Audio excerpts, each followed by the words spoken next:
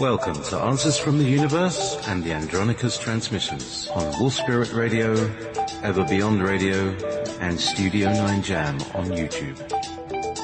With your host, Jessica Ariel Morocco, featuring JP as the voice of Andronicus.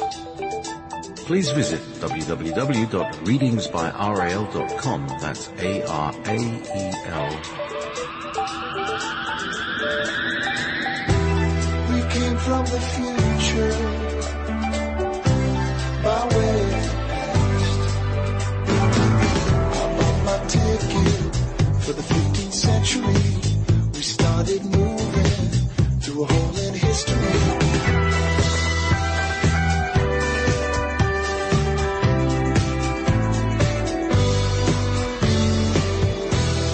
You're listening to Wolf Spirit Radio. Greetings, everyone, and thank you for joining us today at Answers from the Universe and the Andronicus transmissions. And as usual, there's so much going on, not just in the world of Andronicus, but the world around us. We have so many different conversations and concerns, political concerns, financial concerns. Everybody's concerned, and reasonably so. We are at a crossroad. And we've talked about the crossing, but the crossroad is something where, we have to make decisions. We have to make decisions as a collective. We have to make decisions that we are choosing peace. We have to make a decision that we are choosing a lifestyle that is suitable for us, not for others. We are making a conscious choice that we are liberated and unique and independent of any control system. And we are breaking all of those control systems and allowing ourselves to walk in the peace and the love and the gift of having this planet here, that this was given to us, as well as it was given to the animal kingdom, the plant kingdom, and all those wonderful natural things around us. And even for some of our guests, those that come from off planet that are here to assist us. And those that are challenging us are truly being challenged themselves. A lot is being pulled out from under them. They had certain powers and abilities, manipulative controls, persuasions through finances, all these other things that, each and every one will have the carpet pulled out from under them. And nothing is permanent. Everything is always in flux, in a movement. There is no such thing as forever when it comes to these things. Remember, we were all created in an equal form. We all enter in and we exit out. So that's the way it works. And so don't expect anything else. I mean, it is also time for us to take in our own personal power, and to accept who we are. And that means for many of us, rising back up, not being in a place of struggling and disempowerment, but rising back up in our truth, remembering that we are fully in love and in peace and in harmony, and such beautiful things are ahead. So that is the reality now. You can add to that reality. You can add to what you think. For some, they believe getting rid of the monetary system. And some others, feel like, let's return back to growing and planting and doing the things that we're supposed to do to be self-sustaining. But now for many of us up north, we're entering the winter season. That might be more promising to think about it in the spring, but there are other things that we can do, and this is a planning time. Last night I talked to Conrad Zeiderveld, and I thought it was quite interesting, some of the things he had to say. At this point, I'd like to bring in JP and say, hello, JP. Hi, Jess. Yeah, I haven't uploaded the archive of that yet. I have edited it, but I haven't uploaded it. I'm so tired. It's Nightmare Week. Nightmare Week. Today, in Britain, it's an hour earlier, which of course has completely screwed up my internal body clock. Not that I had much of one anyway, but I'm very fortunate to have awoken half an hour before the show started, an hour and a half into a large area of silence. Because there's a kind of autopilot here on the radio station. So I load up a load of archives and then I go to sleep. Sometimes the archives don't play and they skip over one, so I lose 2 hours, and so that's what happened this afternoon. So anyway, there we go. That explains the big gap before the show. But anyway, meditation time, and I hope you're all getting your own answers from the universe. So that's me. Boom. And so, what we want to do is remind everyone that JP is the master juggler here, and he's taking on the task of many, making sure that the programming is constantly, available for all of you to listen in. And, but there is, there's a lot of challenges. So those of you that we want you to be understanding of that as well. And also to support the station. And also, if there's some things that the universe wants me to do, and that includes visiting and traveling to certain locations, blessing the area, and doing whatever I can to support that. If you feel compelled in any way to support, I need plane tickets to a few different locations that I feel like I'm supposed to go, not for vacation, but to further communicate and expand the communication with some other beings that are here on planet that I feel that I need to connect with for the betterment of humanity. So, if I will be more than happy to share that information with you in detail if you have an interest or feel directed to support me in that. Anyhow, we're going to go in. We have a wonderful guest by the name of Suren, and he is from India. And he's a wonderful teacher. He's been teaching for many years in India, and his daughter Bhavna Srivastava has been a wonderful friend to me, and they welcome me in like family. They are very kind. And I enjoy their company and love learning from them. And Suren had a beautiful story that I want him to share when he comes to visit. And we may have some other guests later today. Maybe Audrey will be coming, and possibly Peter Berger as well. But we haven't heard from Peter, so we'll see if that all works out. Anyhow, as far as updates, if there's any other updates, JP, is there anything else that you'd like people to know, or? Yeah, I'll be putting on an archive after this show so that I can just kind of catch up with things. So we're not going to do a live show on, this moment because, I've got, 3 live shows today, or I've got 3 live slots today, and, I need to stay awake for tonight because, Sean is going to be on Dave Scott's show. Right late at night, 9 till 12 Pacific. And it should be quite an interesting show because Sean's been, going around a lot, and he's had lots of revelations that he's not spoken about. So hopefully he'll get to talk about some of those. The hot tub revelations on his birthday. He never actually got around to talking these amazing revelations he had. The hot tub time machine. And then, the hot tub time machine. Oh, yeah, not half. He did, variously these Tibetan techniques that he knows, and did some time traveling. So he really did do some time traveling in the hot tub. I'm not surprised. Yeah. He's a fascinating guy. I haven't really met him yet. I hope I get to do that one of these days soon. I've been on his show briefly here and there in the past, but he was never on at that time. Yeah, it's when I'm covering for him. So he doesn't know. But yes, it's going to be quite an interesting day of radio. I'm actually, we might not have time, but I might play Max Steele's show last night. Okay, that after way this. people can hear what was said. Yeah, because it's late. It's And, really late at night for most people, and I haven't uploaded the archive yet. So I'll do that and upload the archive at the same time. So that's what we're going to do after this show. I'm not going to have any extended shows because it's too tired. So. Well, you need to take a break, JP. I wants need my you to stay beauty healthy. sleep. I need loads. Rest. I want of people beauty to sleep. contact you and get involved. Because I mean, there's nothing. This is cutting edge here, guys. This is where all the information's coming through. Well, Spirit Radio is on the leading edge of some of the alternative media and information.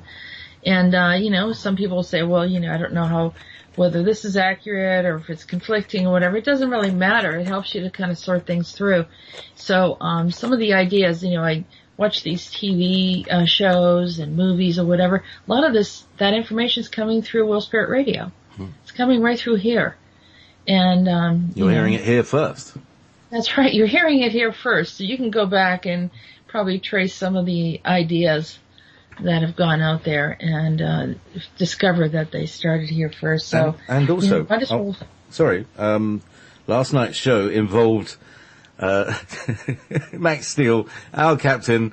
He's in an undisclosed location, talking to undisclosed certain major generals who have whose name begin with D. We'll hear a little bit about that on the show.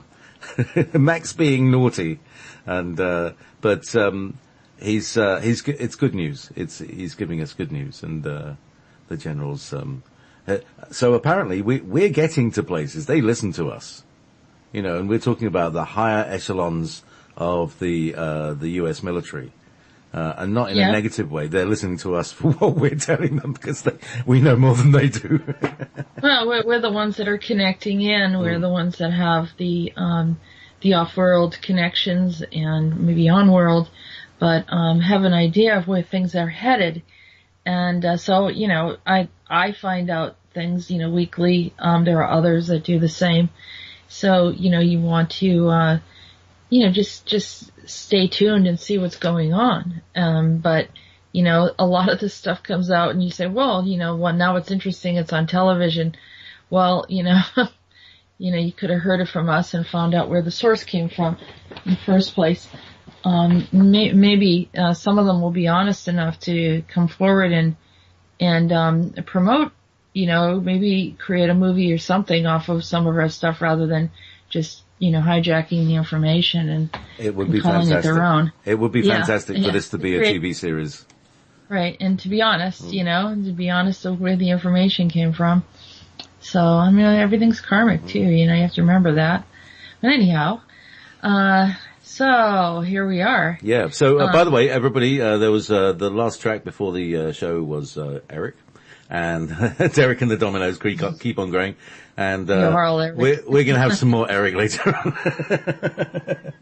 I might just put 2 hours of Eric Clapton on.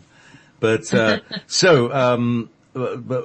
think Audrey made a comment that Eric only breathes a gas called Eric. Yes. No, Eric. Right. So you told it last night, but tell it on your show about your party that you had this week. Well, I had this, one of my friends who comes to my class, and she's really developed her intuition and is, as all of them do when they sit and do meditations with me, it seems like I'm able to help people open up. And, in the process of doing that, she's had some incredible visions and insights, during our class. And one of them was, she had some insight about, a vision about, well, we're going to go into that later, but, the reason why I was bringing it up is that she dressed up as Eric. But you had a party. I mean, she didn't just spontaneously dress up as no, we had an ET. A Halloween party, and everyone dressed up. We had Superman there. We had, I'm sorry, JP, I'm kind of going off tangent because there's so much that just crossed my mind when you brought it up. But anyhow, Carl dressed up as Superman. We had,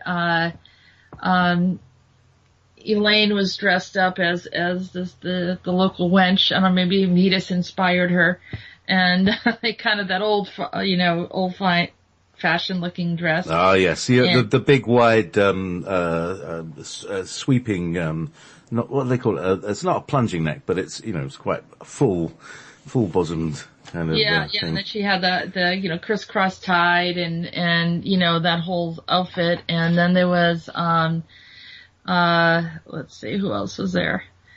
Amy was dressed as a witch, and so Susan dressed up as Eric. And Susan created these big ears and put on some sunglasses and had some kind of, made the eyes look like they were grays. And, she had this peace sign, peace outfit on with the cape that's silvery looking. And it was so funny. And it wasn't a peace sign. It was actually a Mercedes sign. It was 3, I think. Just and it was all sparkly, made of little jewels and things. It was really cool. Yeah. But the earrings was like a peace sign hanging from it. Yeah, It was really funny. And then she said, what did she surprise you when she said, "I'm Eric"? Well, she said, "I'm Eric, and this is my family album." And she picked up a photo album, and she said, "This is my daughter Eric, this is my son Eric, this is my mother. We are all Eric." So, I don't know. Have we started a monster that was going to kind of chase us down, or have I started a monster? I think maybe probably more to the point. So anyway, Eric's. The Eric's, yep. Wouldn't it be fun if it actually was a real thing? We had a rock and roller too. Christina was our rock and roller. Oh, yes. Yeah. So you and your ladies, that was quite a fun evening you were having there. Yeah, it was. And of course, I was the the steampunk. Oh yes, you were steampunk time traveler with your 19th century mobile phone. Someone has to do it. Anyhow. So meanwhile, that was Monday. Just cult of Eric. The cult of Eric. He dressed up as Eric. There we go. Boy, Audrey. Well, you're going to have a talk with Audrey when he comes on. This is going to go into the realms of our fantasies, not real E.T. contact. But anyway, I'm sure people will understand eventually. You'll have people camping outside your house. That's right. Bring out Eric. Bring out Eric. Oh gosh, I shouldn't encourage this. I know I shouldn't. So hang on, there was something else that was really important. That something non-spoof about what we've been doing. There's something that has been going on this week. I'm just trying to remember. Can't remember. Oh well, never mind. Keep going. Alright, maybe it will come back to you. Is this something serious? I've got something serious. I don't know. It's just some of the things that we've been talking about and discussing this week. Just moving on. But I can't remember what it was now. But it will come back. I'll jump in, and you'll be talking about something. I'll jump in. I remember what it is now. Anyway. Meanwhile, back in Jessica's world. Yes. We are going to Andronicus. Right. I was just saying, you bring out an Eric blow-up doll. I could probably get one. I could probably get a little blow-up alien, All right, who said that? Audrey. Audrey. Yeah. Wow. So, shall we talk to our favourite Andromedan, shall we? Yes. Economics. Mm-hmm. So everybody's gonna enjoy this. This is a really good one. I'm just gonna put on my Montauk baseball hat for the time, just to bring me into the 60s. Here we go.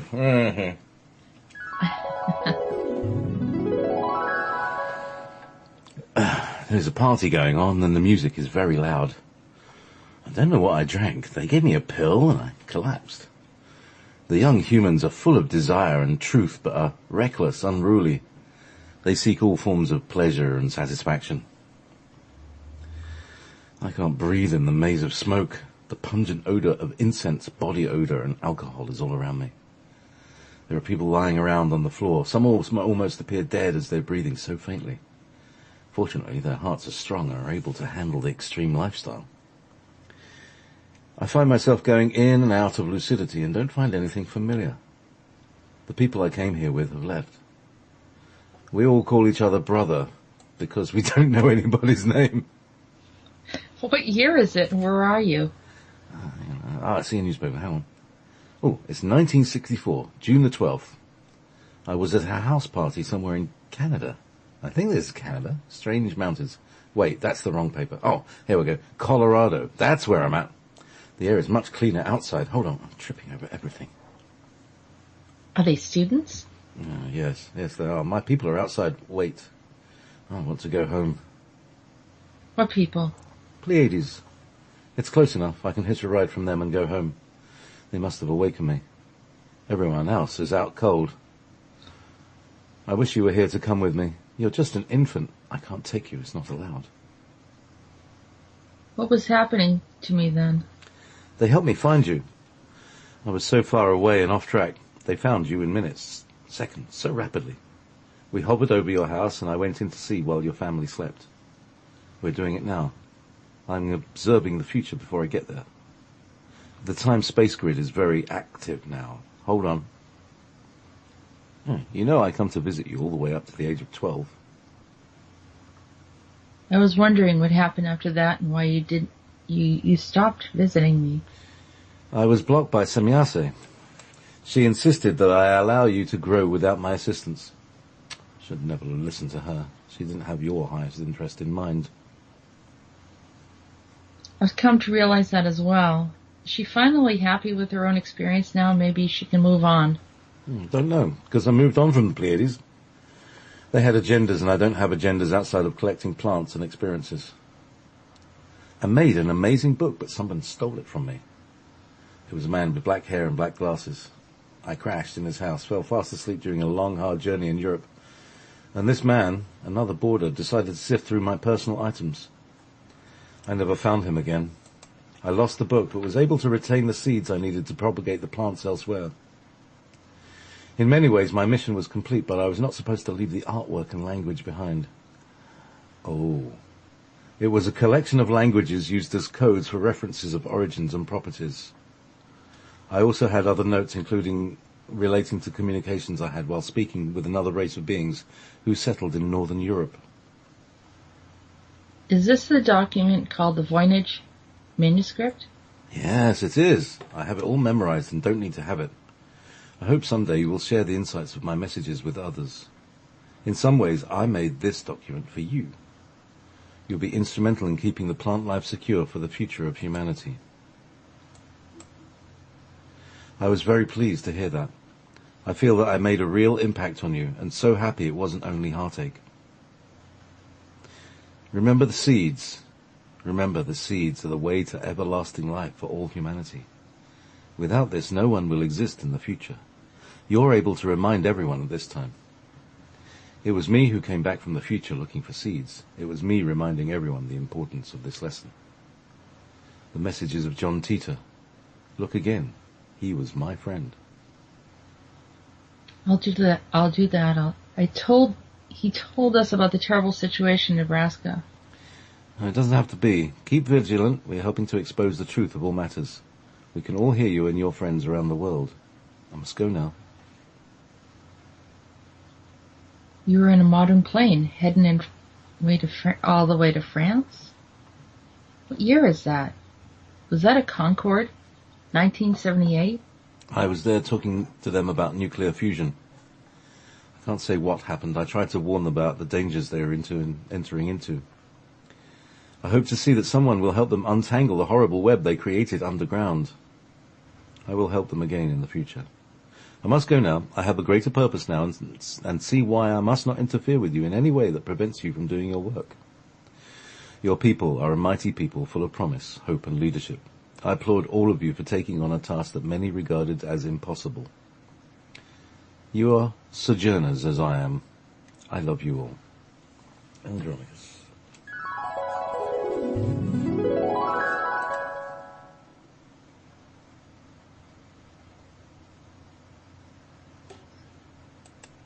Yes? So, yeah. I know there's something about that message that really got to me. Was it about the 12, about Semyase? No, about the seeds. So the manuscript and the seeds, is he saying that the seeds are embedded in the book?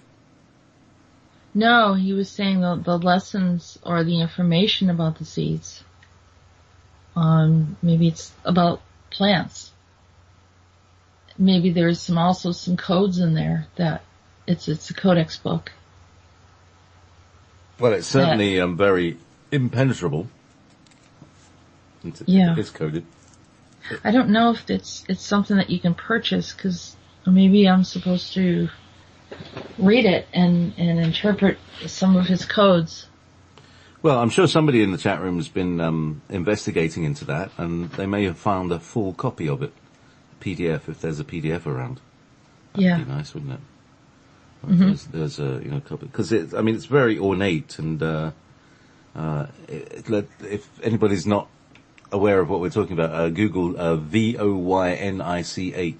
manuscript, Voynich, and because as I was reading that, I was thinking, oh my God, this is the Voynich, and then you said it, so so another book for you from Andronicus.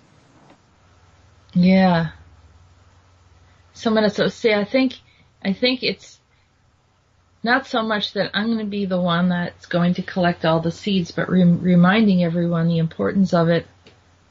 And it is our life force. I mean, we're focused on a lot of heady stuff, but when it comes down to it, we need to safeguard the basics. That's where I think in some parallel way we screw up, and we're given the chance to prevent anything really serious from happening in the future. And part of this is retaining the Earth's bounty, having everything that we need.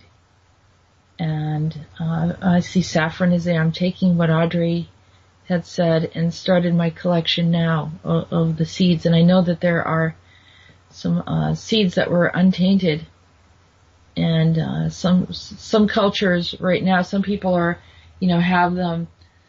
have children collect them and save them for the future, safeguard them. Heirloom seeds. And, heirloom seeds. I also want to say, if you don't have access to seeds and you want access to a whole bunch of heirloom seeds, get in touch with freedomslips.com and order a seed pack from them, because they have large numbers of great seeds and great varieties that are all in the pack. I have one myself. And then harvest. And then harvest them. Harvest the seeds that come from some of the plants, and keep perpetuating it, and maybe learn how to do that. So I could probably collect so much, and in my transient lifestyle here of moving, it would be hard for me to do that alone. But I think just bringing forth the information, and me and Audrey and there are others that are returning back to the basics. But the first time I saw the Voynich, I thought of Andronicus, because that's what he was doing all the way from the very beginning, is archiving species, looking at them, observing their qualities, understanding their medicinal and nutritional value, and sharing that with the rest of us.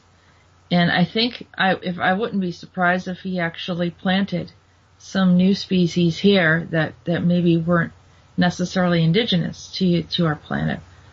So, I think that's very interesting. And, Audrey says in the future, what will be more valuable than currency are seeds.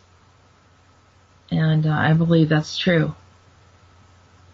And save the seeds as well as grow them and preserve the food. That's what Vanessa said. Reverend Rad said that. So I think we're getting it. I think for the most part, our group gets it. We want to spread that information. It doesn't matter where it came from.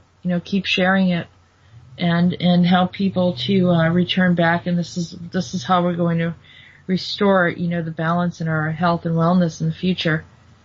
Also, the hydroponics, figuring out ways to protect the seeds so that the poisons, the chemtrails and everything else cannot get to them.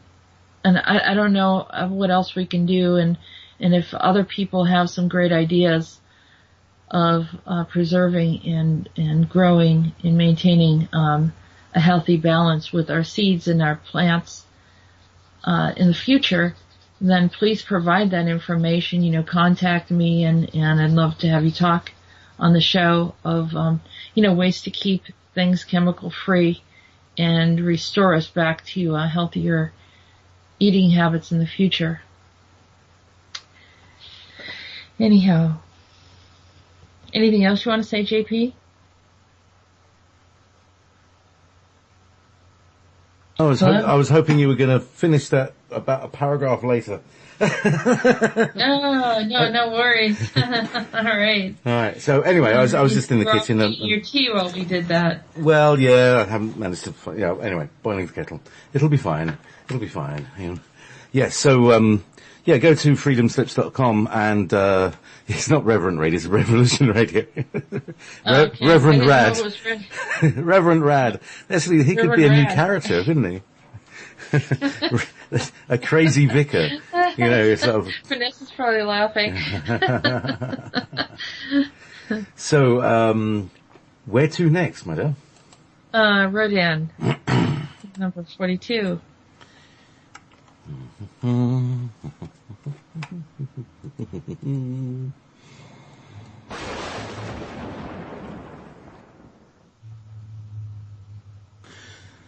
It's a time when all of us speak, but no one is listening. It's a time when our hearts are most open to you, but you hear the voices of fear above the rest. It is a time to see beyond the stars, but instead anger arises. Why trouble yourself with wars and rumors of wars? Why trouble yourself with the unending flow of information that clouds your connection to your higher truth? Why live in fear and wondering about each and every day, pressing your face up to the written words of the media who live to lie and to fascinate you with their words?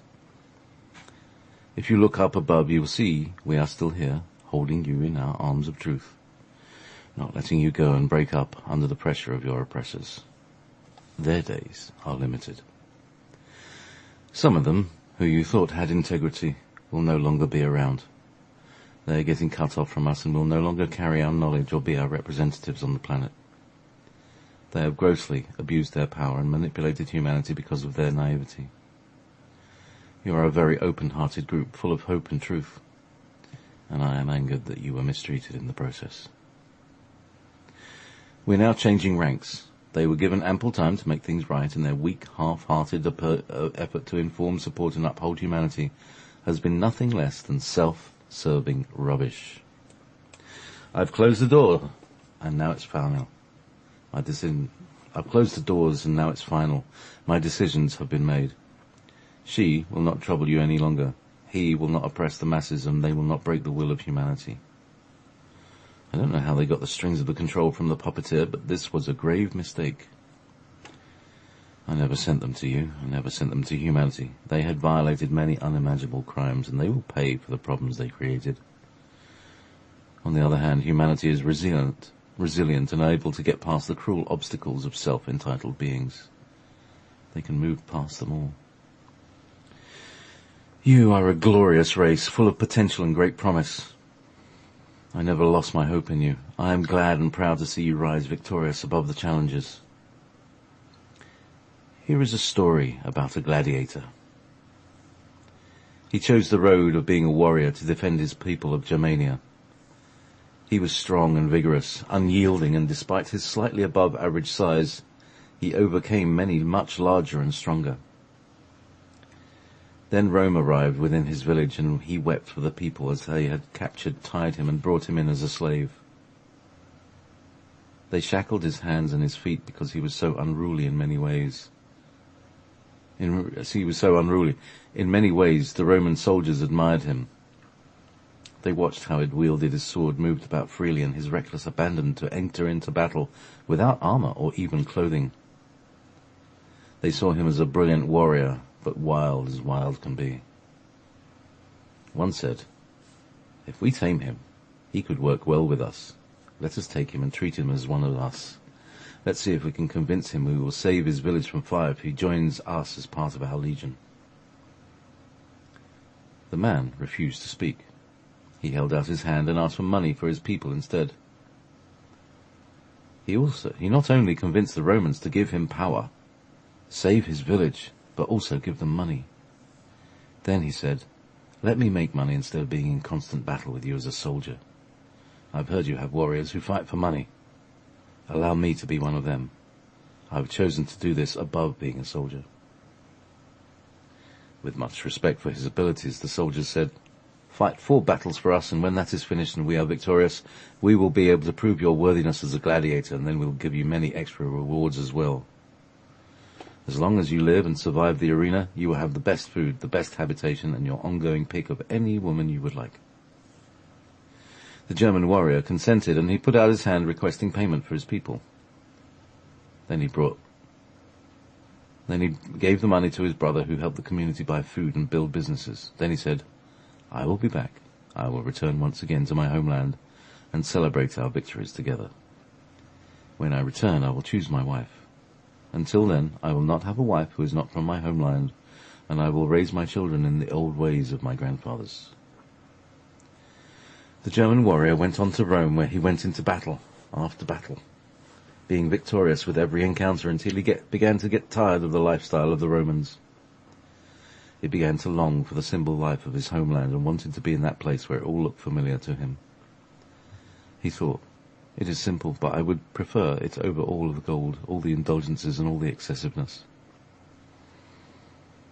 He then requested to leave and was given the honor to go. He took 2 other men with him who were just as faithful and were taken from neighboring villages in Germania. Both men returned to their families and friends of their homeland and became very devoted to the warrior. The remainder of their time they all lived in peace. They tilled the field and grew great crops and spent time in laughter and happiness. For many of you, you're on your journey back home, like the warrior. It is part of your reward for protecting and realizing that what you thought was important is no longer so. You desired the riches and the enticements of power, only to discover that it was the home and the love that mattered the most. Thank you for sharing that story. I think I know who that is. I can feel he is weary of holding on to what he believes to be the right thing to do. Should I share this story with him? Yes. He should know he is as a son to me and many others who have helped to bring in the truth. I know it is hard for some to understand. We search the hearts of many. We search the hearts of everyone. We will bring forward the information that is necessary and uplift and guide each one back to the comforts of their homes after a long, hard journey. All is well. Nothing is greater than we can perceive or display. We are one with the light of the agreements from beyond. There is nothing greater than truth and love. Carry on, live well, embrace those who love you. Be the caretakers of the planet and bring your children to the light. Care for your animals and grow healthy food. Live in harmony once again.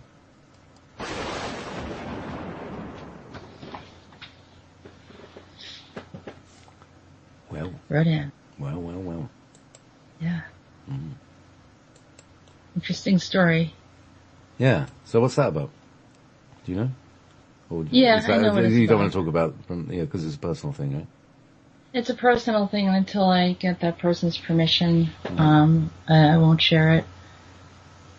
But something that I think is repeated again in a similar way, but of course not exact. in this lifetime. So it's up to him.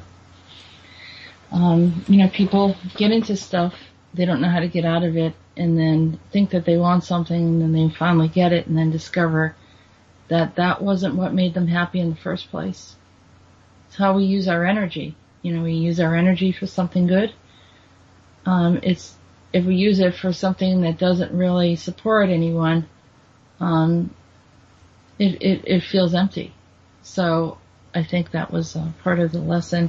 And I think a lot of people can relate to that. I think we all earlier in our lives had certain dreams that we thought were going to matter or were going to manifest in a way, and that it would make us happy or at peace. And reflecting back, I'm sure that many of us can see those moments where things, either we got what we wanted and found an emptiness in it, or we didn't get it and wondered why. And so Rhodan is essentially reminding us that on our path, it's okay that we didn't end up where we thought we were going to be, because where we end up anyhow is going to be a greater place if we align in our higher truth. So to be support each and every one of us as we travel along our path without judgment, because we've all pretty much been there at one time or another.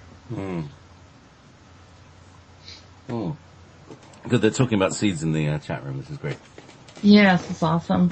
Maybe people can provide resources, and if you have something like that, I'll take a look at the chat room and we'll read it off for those that listen on YouTube, and they can look it up. A friend of mine a few years ago created a thing that was probably a bit ahead of his time, called the Open Source Seed Bank. And basically he was like, people would send him seeds, and it would be a free exchange. You'd send him some seeds in the post, and he would post you back some of his seeds. I think, if we all did that, if we all could share our seeds, that would make a lovely network.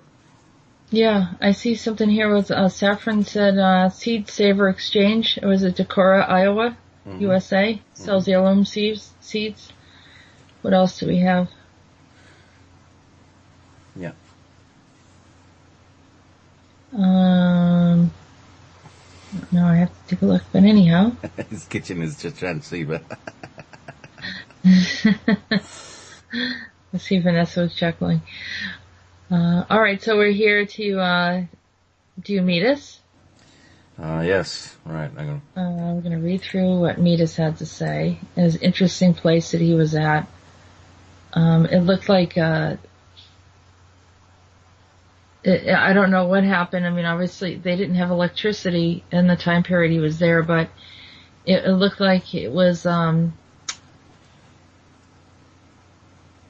something happened where they didn't have any sunshine or any moonlight, or I don't know if it was an eclipse. The sun and the moon did not shine today, and all of humanity. Yeah. Right, oh, interesting. Anyway, shall we? I've got my guitar on now. So.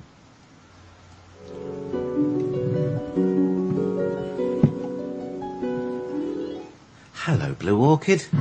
Today is a day of darkness. The sun and the moon did not shine today, and all of humanity are frightened. I'm singing peacefully and gathering as many as I can around me. Some are making a fire, and we're all holding hands in desperation. We don't know what's going on, and my contacts are cut off from me in the stars. I wonder about you, Flower. I wish you were here to comfort us as well. I get frightened at times. Things of this world can be so unpredictable. There, a child gave me a morsel of bread. What sweet kindness. Oh, it's little Primus. Come hither, son. Where did you find the bread? Oh, that's very sweet. Oh, he's a sweet lad. I see he likes my music. Boy, come here. You're in command now. I need you to play my lute for me while I check to see that the elders are faring well during this storm of utter blackness. Very well.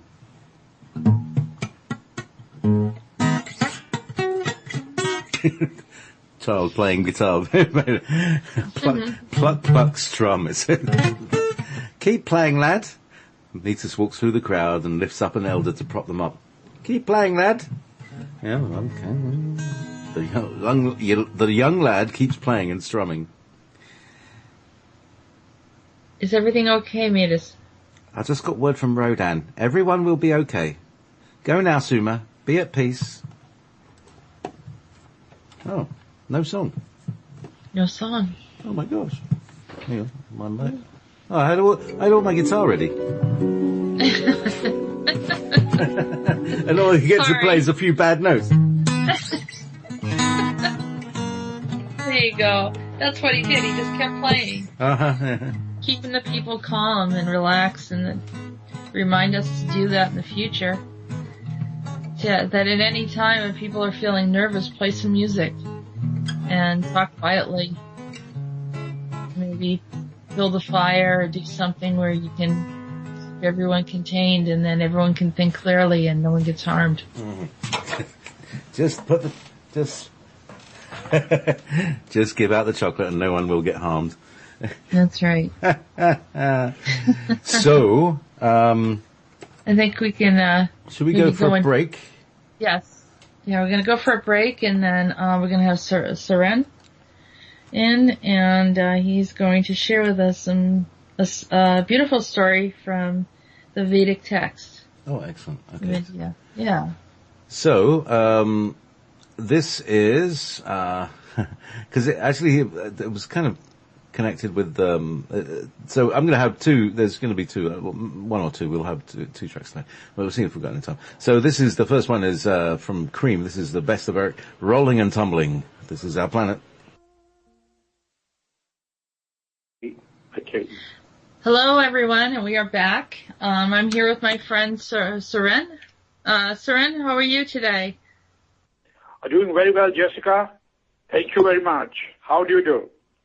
I'm doing very well. So tell me, tell everyone where you're from and your work and anything else that you want to share about what you do. Okay. Dear friends, my name is Suren. I'm from India, Mumbai, and I'm attached to Bhavna's Wellness Group. This organization cures and heals to the core. And I found that it will be very good to be with people who are healing the humanity to the core. And I met Jessica in the process where there was a very good question which she asked me about the Saturn, Shani. Are you with me? Yes, I'm here. I'm listening. Yeah, very interesting. So I was at Bhavna's house, which is your daughter. Bhavna's your daughter, and Bhavna I have a high regard for. She's a dear friend of mine, and she's like a sister to me. And we've done work together many times. And you were visiting, and you're also a teacher. You've taught Bhavna, and you were here to teach as well about, was it relationships? Yes, that's very right. Very, very correct. Maybe tell us a little bit about what you think about relationships and what people need to know in our generation. See, I found the world over, the relationship is not as strong in the families, at the workplace, and in general. People are divided and they have become loners. Because of that, the youngsters are shifting maybe to the drugs, alcohol, and indulging in many other things. So I found that it is very important to bring up this relationship with the Creator, with His creation, with the nature inside our family, society, and relate to the self. In this process, I am taking about 10 hours workshop, that is 2 hours every week at the Bhavna's Wellness Center. And I find the people who are relating in these workshops have started really elevating themselves, and their relationships are becoming very good. During this process, one of my students asked me why she went into divorce, and somebody told her that it was because of Shani in her astrological planet structuring, which was responsible. And who is Shani? Shani is the son of the sun. Is that correct? You told me? Yes, Jessica. We interacted on this topic, and I was very happy that you identified Shani exactly the way Shani is. Shani is actually the sun, S-O-N, son of planet Sun, S-U-N, which exactly means that sun is burning because of the fusion activity, and certain debris came out of it, which were sucked together and formed a black mass so that it is not scattered all over various planets. It was a cleansing process of the debris, and the sun came out and became black because it was not burning, it was debris.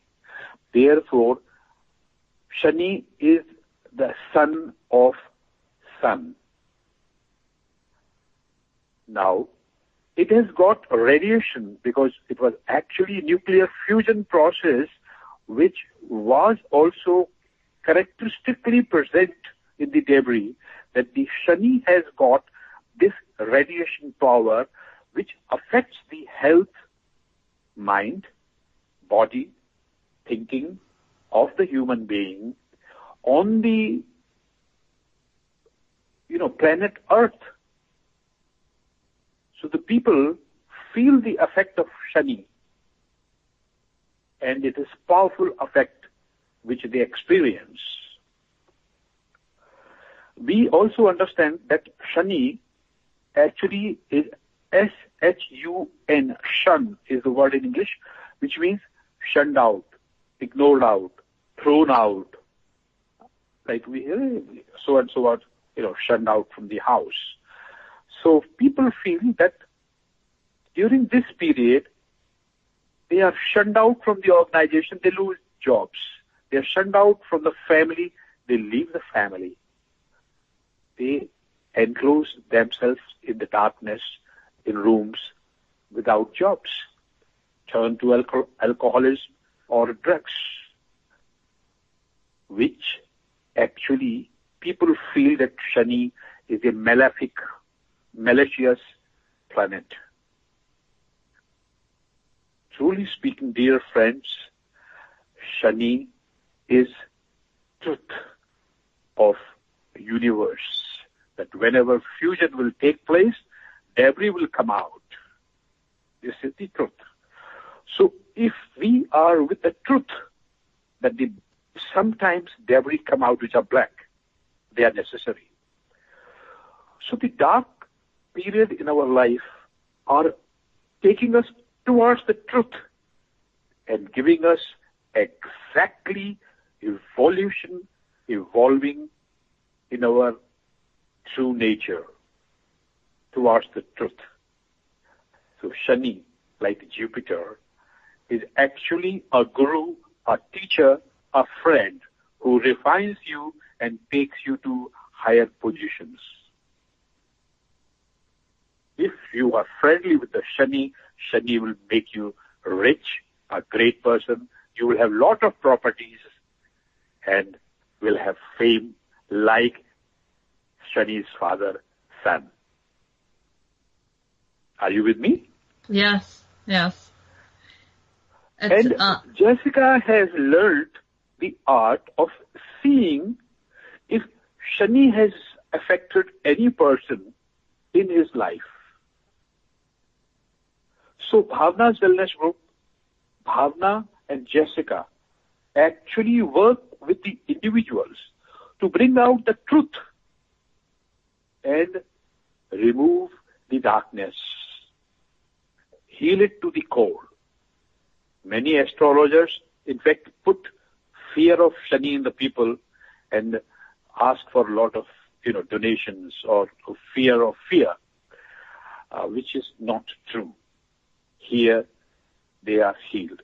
And actually, when I came in contact with Jessica and Bhavna, I was surprised to see good effects in people taking place immediately, which is how I was inspired that I would love to talk to people who would like to know more about Shani, cure about Shani, and come out victorious like Shani's father, bright sun. The bright sun. So, Yes. so you said that, so Shani is also connected to Saturn, right? He's also considered Saturn? And Shani is known as Saturn because it comes from the word Saturnus. Saturnus is actually called, in ancient philosophy, it is called E-L. That's why word comes elite. Powerful people like Gabriel, Saint Michael, all the word who has got L, elite, electricity, elevated person, elevated soul, which means Shani is actually responsible to elevate you, to make you elite, to make you person like Saint Michael, Gabriel, and all those things. So don't be afraid of Shani. Shani is elevating you to the next higher level. so the challenges help you to grow.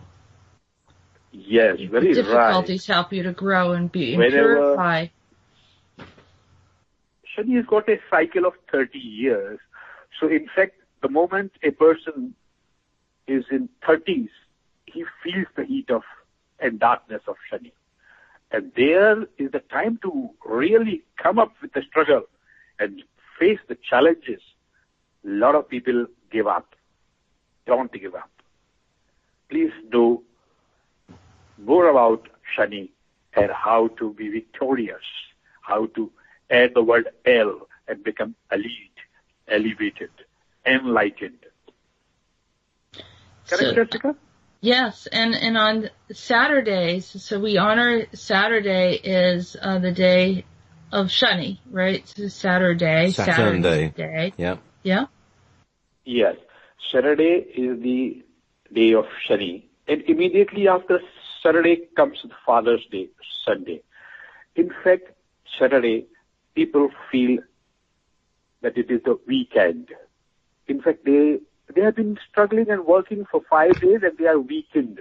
So they want to charge on Saturday. Saturday is a charger day, elevating moods day. And in fact, Saturn, if we see it from a telescope, has got lovely rings without a break. These are ice rings and mercury rings.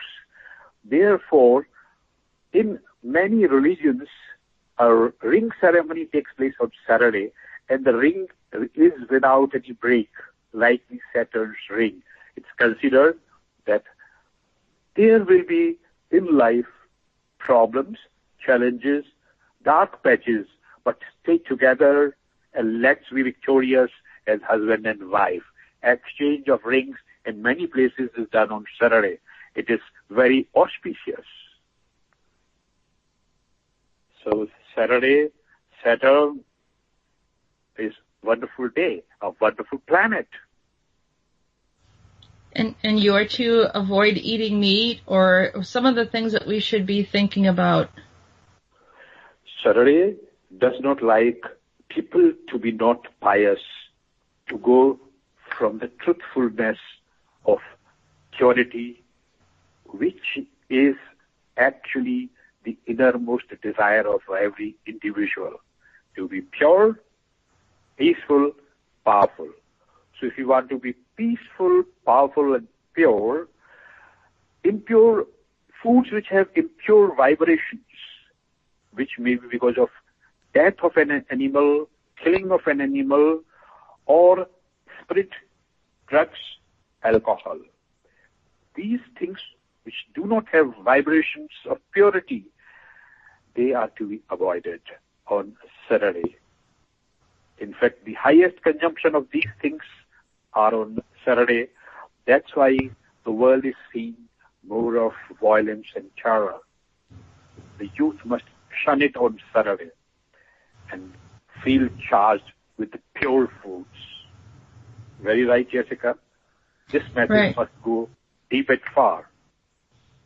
It's some information that's been around for a very long time, but we forgot. And we didn't fully understand why certain things were important, because the stories, and people say, well, they're just stories. Well, some people could say that about my transmissions as well. But the ancient Vedic texts, were here as guidelines to help us and assist us on how to work in harmonious ways with the surrounding planets who are beings. They're alive. Just as, the earth is alive, so are the beings around us, not the other planets. And so these ancient writings were there for a purpose. And so that Suren, you learned them in your childhood, but they were not something that we learned in the United States as a culture, because our culture is so mixed. We have a variation of stories, and maybe some from our earlier history in the 1700s or 1600s. But prior to that, everyone from all different cultures came here and shared their stories. And so, but there's some wisdom here. And what was interesting is after you shared that story, which was a Friday night, the following morning I had an encounter with Shani. He came and visited me, and he looked like a young boy. And we had a discussion, and I said, so tell me what I have done wrong. And he said, it's that you didn't know about me. And so it wasn't so much I didn't do anything that I had, bad luck in my life or I had problems, but the fact that I wasn't aware of him, and I'm becoming more and more aware of some of these energies that beings who exist, who are a part of the essence of these planets. Now, so the sun what is the name of the sun in the as you know it? The name of the sun is Surya. Surya. And Surya is the word which is actually indicative of fame, power, glare, aura, golden light, life-giving, all these things. And the wonder of Surya is it is surviving without oxygen. The burning of the gases in the sun do not need oxygen. Otherwise, it would have sucked all the oxygen from the universe, and the universe would have been without oxygen. Which means that people who actually give life to others, who are giving glow to others' lives and putting light on their sun and lightening others, do not consume. That is, sun is the indication of good people. They are giver, but not consumer of good gases, good energies, good food. So we all must understand that we are giver without sucking from the people. We only give, nothing in return. Sun does not take oxygen in return. It is process of fusion of proton-proton bombardment, scientifically. That's what we should be, that all the good people of the earth should come together and vibrate in a manner that everybody else gets radiations. when good radiations will be received, good vibrations will be received, then people will understand the truth, will understand various effects of astrological planetary positions and will not be feared of them. They will all be friendly. And best will come out from every human, from every person. Challenges would be taken supportingly. Problems will be faced with welcome. That is, we want youth to understand. That's right. Me, Jessica? Yes. So, that coincides. You know, we're learning all of these different things. So, you have anything else that you would like to share with us today, Suren? I would share one thing with everyone. Please understand that everything in this universe takes place only for goodness. Only for goodness. If there is challenging time in your life or in your family or in relationship, it is for goodness. Lessons must be learned to elevate and come out stronger, more evolved. You need the guidance. There are guides. There are people, there are healers. They are doing great job for all of us. Look for them. There's a chain of these people. Maybe Jessica, maybe Bhavna's Wellness Group will be able to connect with you in this seeking for you to find some good guidance. Don't give up.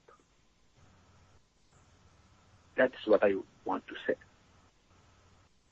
That's good advice.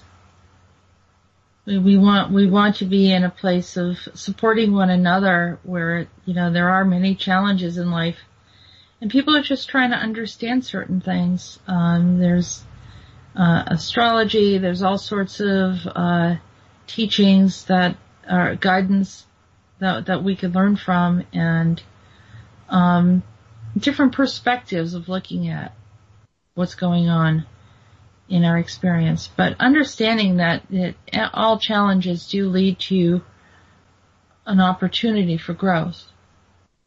Yes. And we want to continue to grow. Yes. So, what I found is that the information is you have so many different belief systems there in India, so many ways of looking at things, and I think we can learn and remind ourselves of where we are, where we're coming to, where we're headed, where we went in the past. And I love blending in the ancient with the present and helping us to fully get an understanding of our world around us. So I just want to say thank you so very much, Suren, for joining us today. And my pleasure. It's a true joy, and I hope to see you again before you head back to India. Yeah, I'm looking forward for more and more being with you, being with the people who are with this program and with such programs, and such thankful to such program organizers. Thank you very much, everybody. Bye-bye. Goodbye. Bye. So that was wonderful. Thank you for joining us, and we're going to go into break. We have some music. Okay. So we are back, and we were just talking about trying to figure out the correlation between the black particles or whatever that came out of Saturn, and if it was connected to shungite. So yeah, I was thinking that that it's like some sort of soot. You know, you get that black stuff on the inside of a chimney. Or, in the inside of any combustion chamber, there will be soot. And, if perhaps you made soot in space, perhaps it would end up as fullerenes and become shungite. That's what my little theory is. Connected with that. Do you think that maybe there was, you never know, I mean, what is the cause of where is the source of shungite from? Nobody knows. It's from off-planet, definitely. Okay. Yeah, because it's not throughout the planet, right? Yeah, it's and just in one impossible. Location. It's impossible to make it on Earth because it needs to be, it's possible. You need to have a zero gravity situation, you see. Mm-hmm. So, that's probably outer space, Right. And maybe it came from Saturn. Indeed. It's apparently been there for about 2 billion years, so I don't know what the timescales on this thing is. So, good afternoon, Audrey. Good afternoon. Hi, Audrey. Hello. So, I wanted to touch back on the topic of seeds, storing seeds away. Good idea. That's great. JP, you were mentioning earlier seed packages. Yes, Revolution Radio, the other station I produce for that you hear, has this advert with you want some extra big ass fries. That one is all about their seed pack, and they have a whole bunch of seeds that are heirloom seeds, which are non-GMO sort of traditional seeds and things like that, nice varieties. So, did you bring any seeds from Pleiades? Do people do that? Is there a quarantine? Are there laws against, galactic laws against bringing stuff? No, we've brought some seeds to this planet before. Cannabis is one. That's interesting, of all things. I always wondered that. Is that why, there's a kind of, reptilians don't get on well with it, but, Pleiadians do? That is correct. Works with our DNA structure, our cannabis system. It also has many healing properties about it. Cures a lot of diseases, sicknesses, ailments. We engineered it to be a multi-tool. In what way? That it has so many beneficial properties. We incorporated some genetics into it. We modified it to have more beneficial properties for health. So, as I was saying, I wanted to touch back on the topic of seeds. Seed banks should be something rather than money banks that people put together that stored many different types of seeds from around the world that are heirloom seeds, untampered with, pure in their strain. And these seeds should be available to people to exchange in order to grow crops.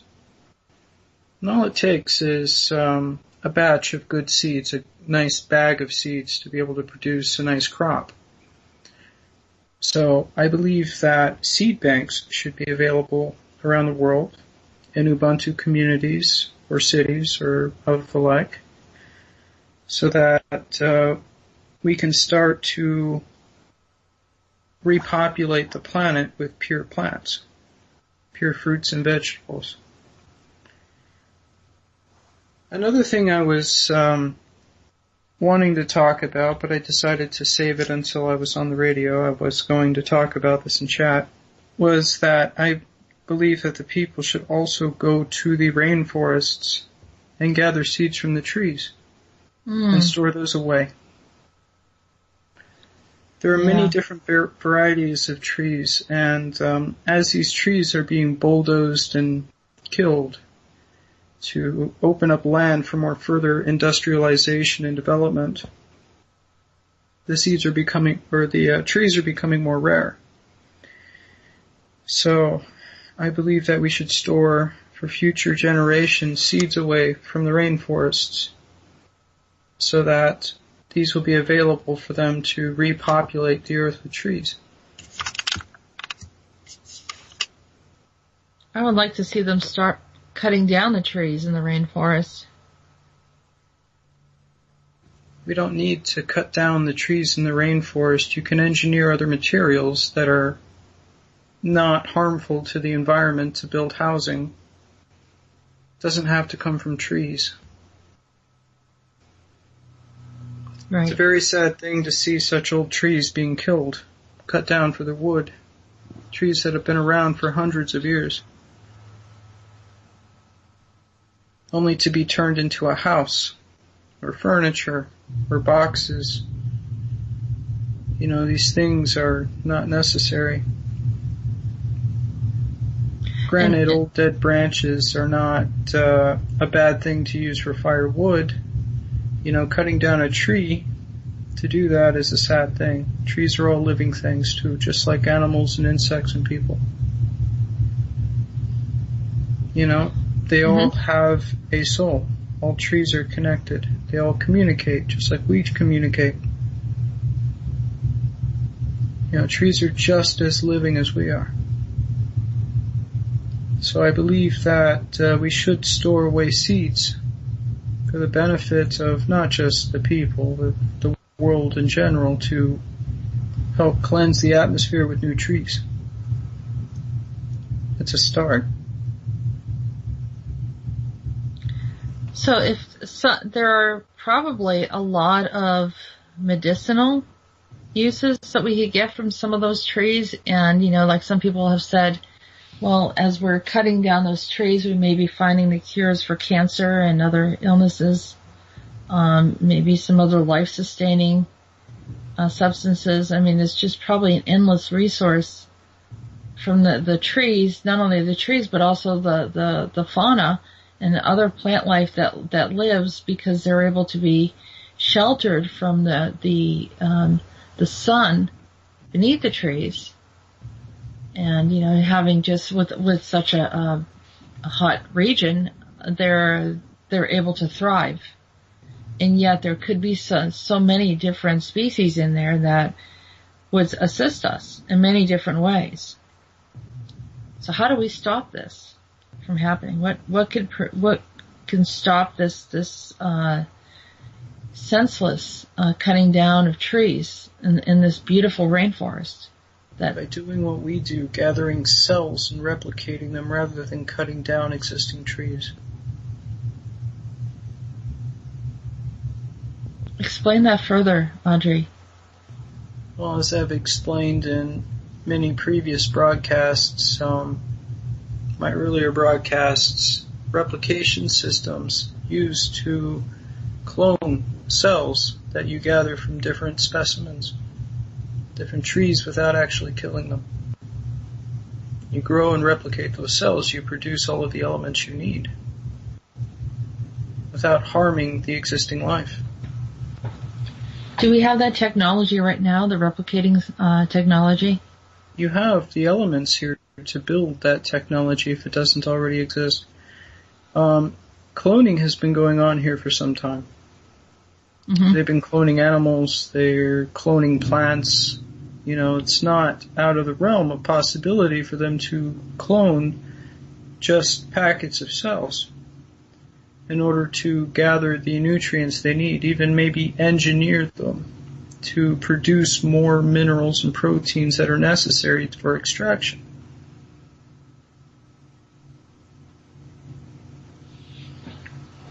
So we're learning, we're thinking outside the box, we're becoming more creative.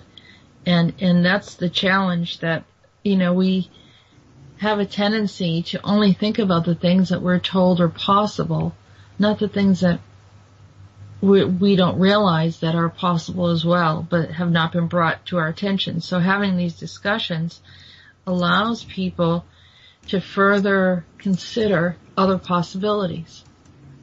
And what is helpful with you, Audrey, is that you help us to step outside of those parameters and to see that there is another way, or another way, a perspective of looking at things.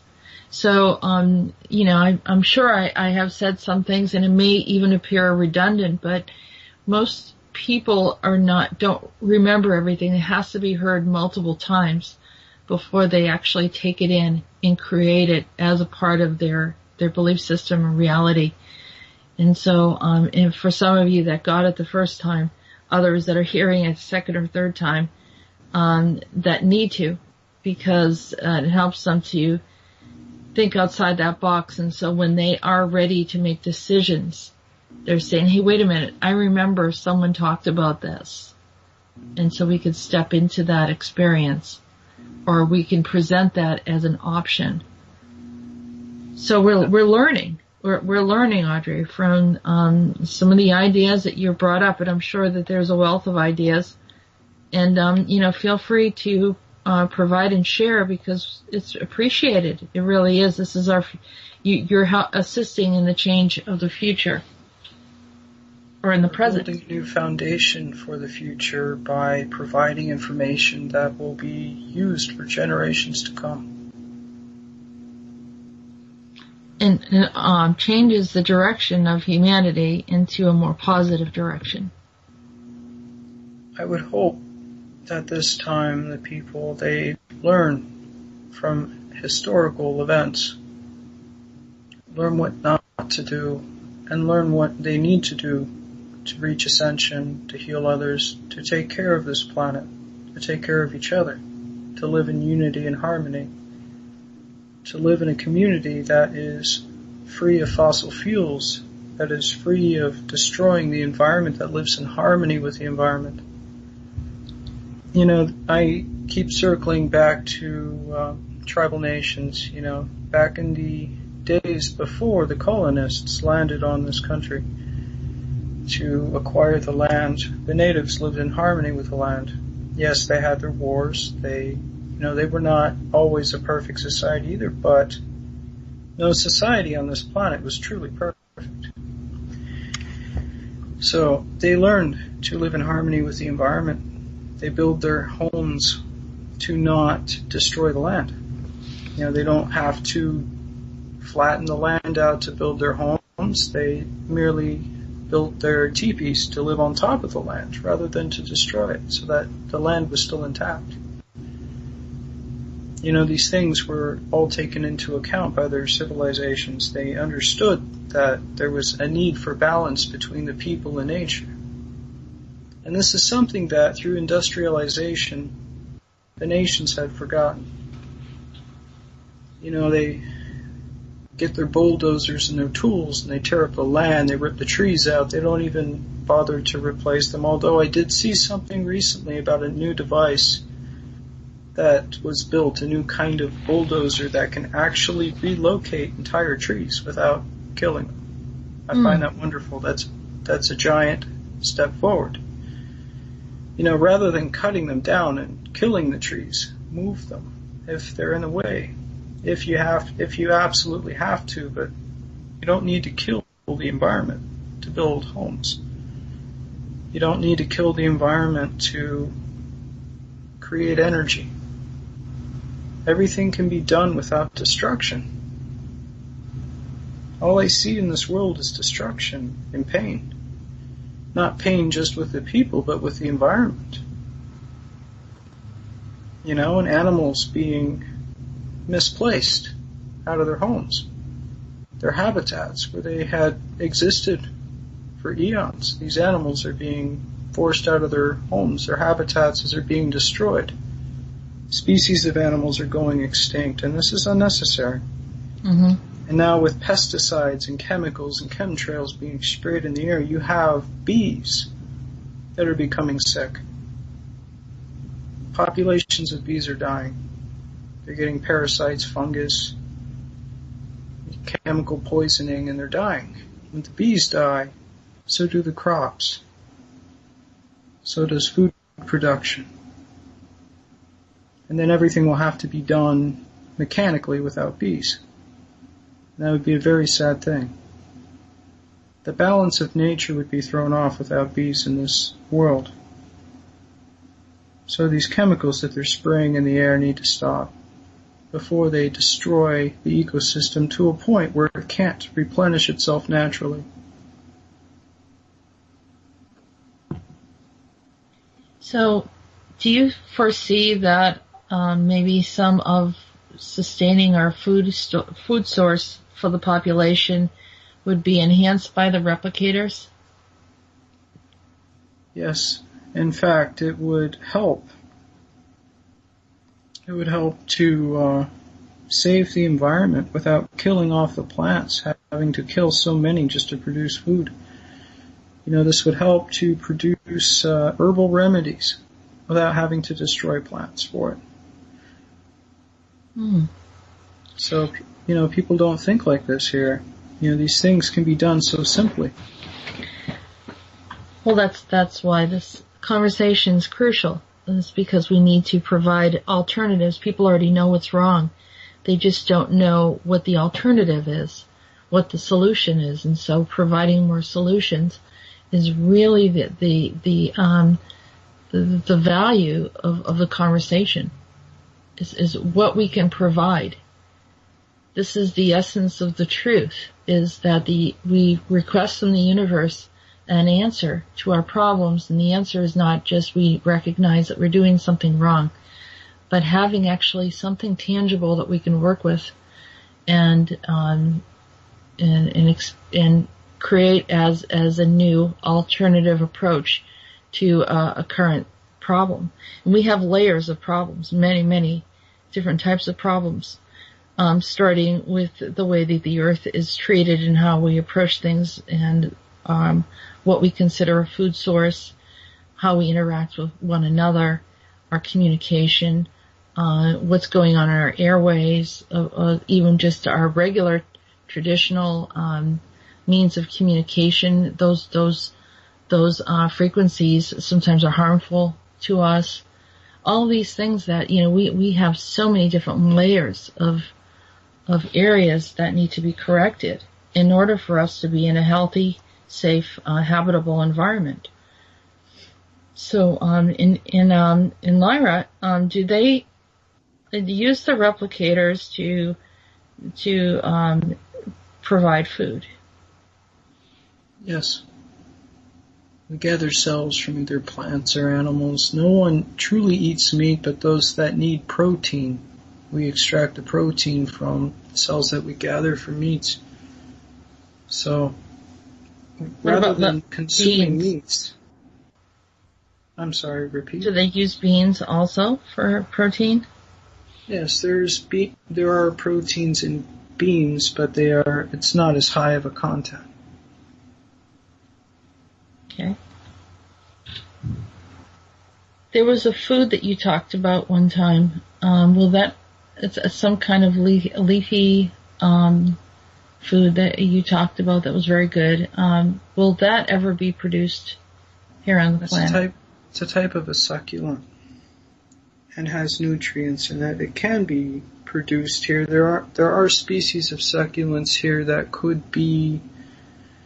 I'm not trying to promote any types of GMOs, but I'm saying that there are certain types of plants where some nutrients can be added. You can add into the soils minerals and vitamins, which will be absorbed into the succulent leaves without actually physically, genetically modifying them to be different. So it's just the nutrient quality going into the succulent leaves. Is that like an aloe vera or a cactus? No. Well, it's a succulent's different. It's not exactly a cactus. It's a type of. It's related, but it's not the same.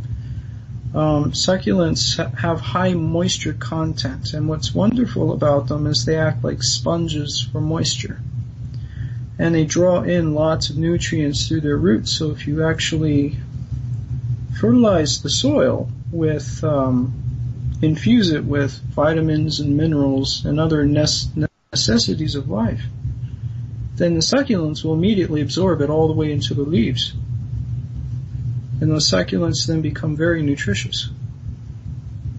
That's really interesting. You know, it reminds me of what Andronicus was talking about right at the beginning, the kind of stuff that he eats. Yeah, he talked about exactly that. He talked about a succulent, and I didn't know about any of this, Andres, until you told us afterwards. But that came up over a year ago. He was sharing about that was his favorite food. It's delicious. So I'm curious. I'd love to try it. Maybe someday we'll get to do that. As I said, there are types of succulents here in this world which could easily be infused with vitamins and minerals that are very tasty. So it's a matter of finding the right succulent. Most succulents that you'll find in deserts and such, they are too small. They can be bred to be much bigger. And would that be maybe a different environment or more water or? Yes, a different environment, more tropical. Okay. Even in the tropics, you find succulents, and they absorb large amounts of water. So the thing is that the water that they absorb, if you infuse that water with vitamins and minerals, it goes through the roots and right up into the leaves, and it stores it. It stores it into its cells. Then when you eat that plant, do you also get, it's almost like drinking something? You feel like it quenches your thirst? Yes. So it's a combination of food and a beverage. And water, yeah. It's high water content. My bunny actually gets most of his water content, although he drinks water, gets most of his water content from fruits and veggies. If we were to build a house that is in harmony with the way we should be living here, what would it be made out of? You could make it easily out of adobe, or you could make it out of sheetrock, which can act as a heat absorbent without actually physically destroying the environment. Sheetrock is very common. And slate. Mm-hmm. All of these minerals are very common. They absorb heat, just like ceramic. What about the structure? Typically, they're used metal beams, wood beams. Yes. Well, you can make beams out of ceramic too. The natives here used to make their homes out of types of clay, like ceramics, adobe. Do you know about lime? About lime, as in the fruit? They call it quicklime, which is, oh God, I can't remember. It's a calcium. It's a type of cement. Yeah. Yes. Yeah, it's a natural form of cement that you find, lying around, in clay, and yes. You heat it up, and it will give up its carbon dioxide and its water, and then you add water to it, and it becomes a cement. Very, very strong, and slightly soft and breathable cement, which is really good for making walls, because it's not like concrete that takes in water. It just kind of squirts the water out.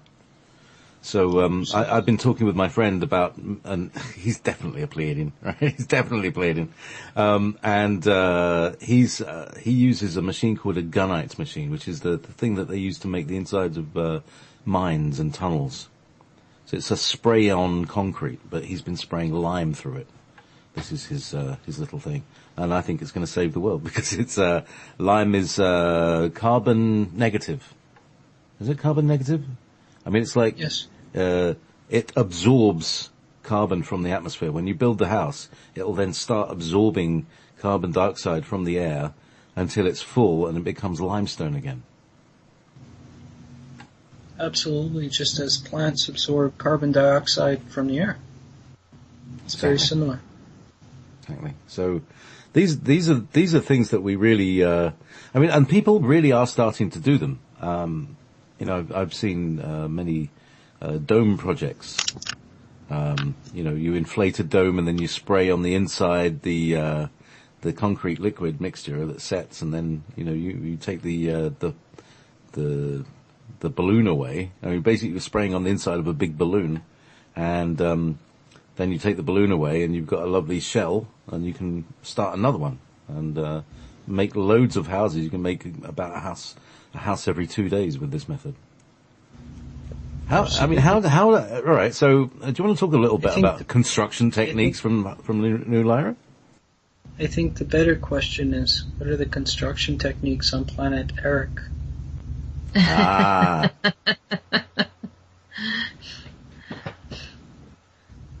We manifest things out of our brains. We don't need to build things. That's so primitive.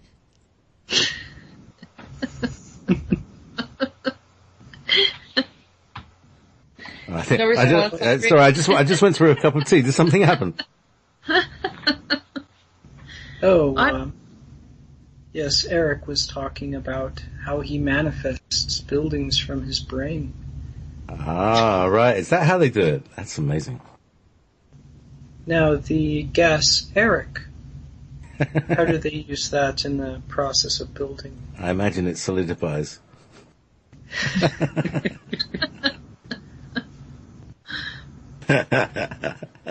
So,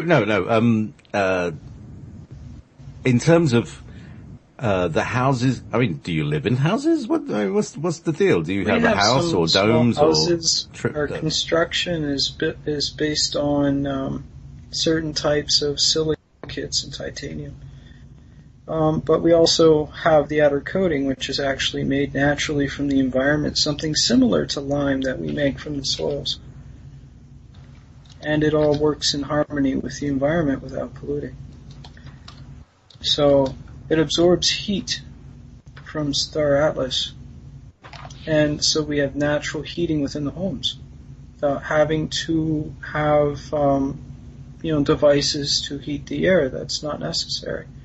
Although we do have some devices that can, if it does on any rare occasion get cold, which is not, it never really gets cold there, but our concept of cold is different than your concept of cold here. Our temperatures seldom drop below about 68 degrees. So all year round we have virtually springtime weather. It never truly gets hot and never truly gets cold. And that has to do with the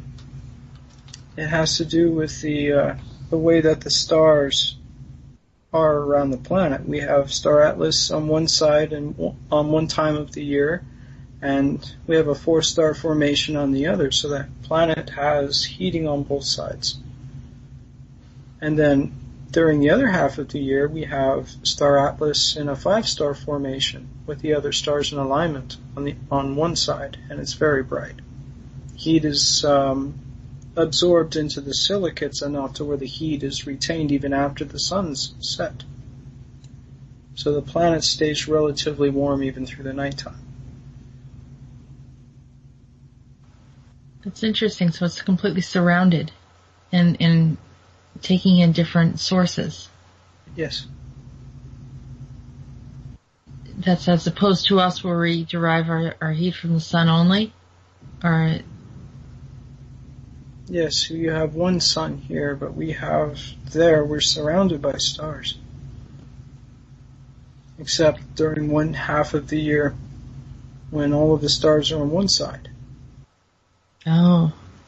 And then what's it like there? Do you call that winter? That's about the closest we get to winter. Temperatures will drop down to about 68 degrees on the cold side of the planet. Near the poles, it gets a little colder. It can drop as low sometimes as about 50 to about the upper 40s. Are there ice caps and ice tops on the mountains? No. You have mountains? Not necessarily. We do have mountains, yes. Mm-hmm. But unless you go to the highest points, you seldom ever see any snow at all.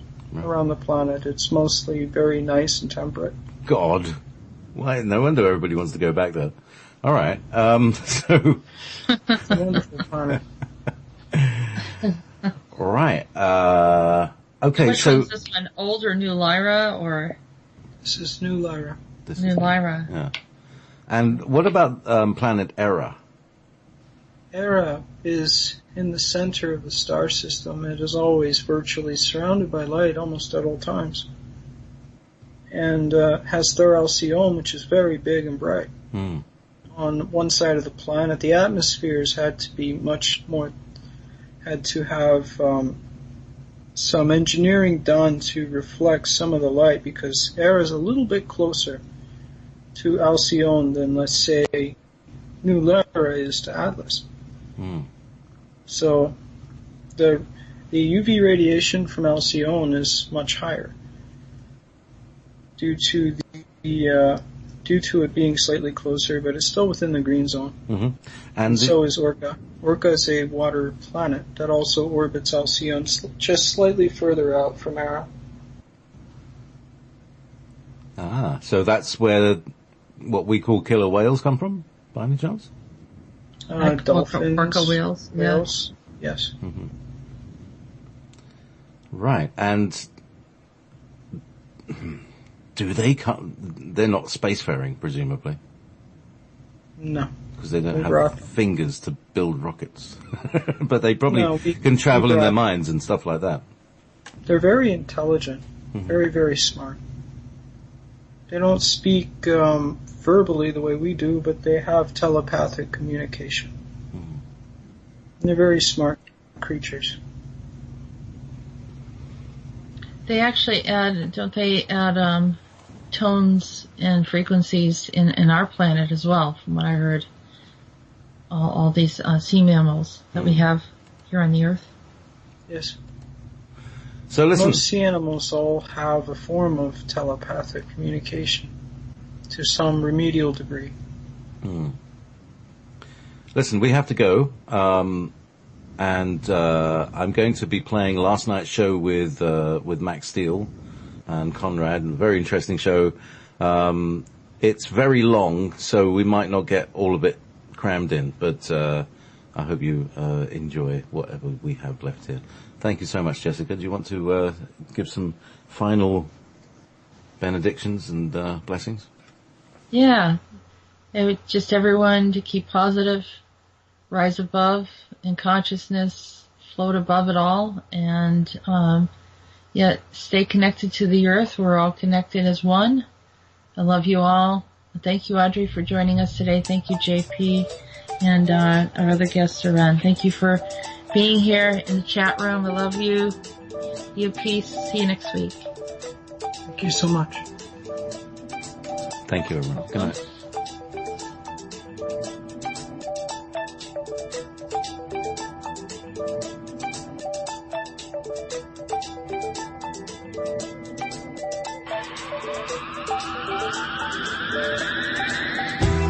We came from the field.